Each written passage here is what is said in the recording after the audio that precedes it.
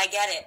Not everybody likes Trump. But when you start complaining about him putting more money in your bank account, even crazy has its limits. My name is Candace Owens, and you are watching Tax Cuts for Dummies. So tax cuts, not tax more, not tax plus, tax cuts. Are you really going to make me explain that this is a good thing?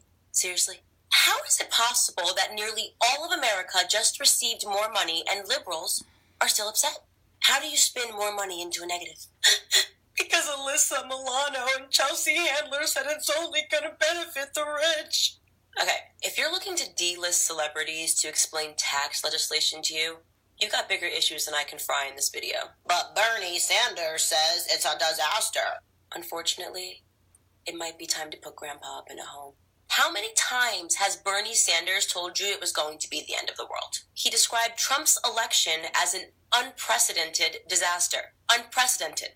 Really. So worse than, say, slavery, the Holocaust, genocides, world wars, famine, tsunamis. The results of a free and fair election are worse than all of that. Notice any changes to your internet as of late? Bernie described the end of net neutrality as an egregious attack on our democracy. Egregious attack. Leaving the Paris Agreement. Bernie described it as an international disgrace causing devastating harm. Devastating. Armageddon seems to be Bernie's thing. He's a drama queen. He reminds me of me a little in middle school. As an aside, asking a man who doesn't understand why everything can't be free to explain taxes, not the best idea. I wouldn't copy Bernie's math homework. But enough about theatrical Sanders. Let's actually talk about the implications of these tax cuts. Do corporations get a tax cut? Yes, that is true. Do wealthy people get a tax cut? Yes, that is also true. So does 91% of the middle class. 91%. Happy New Year to all!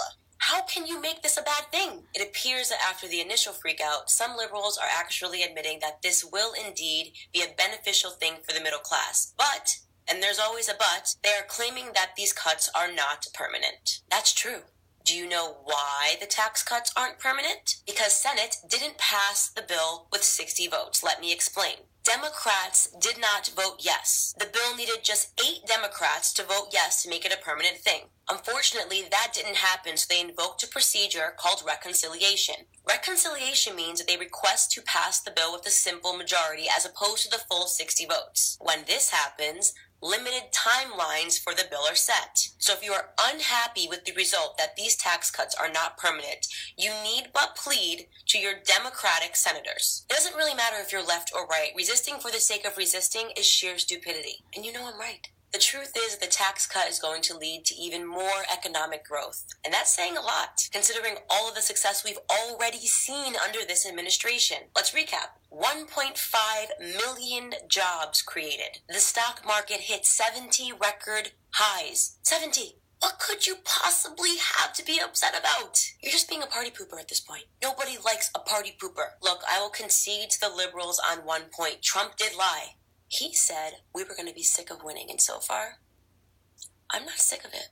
Thank you guys so much for watching.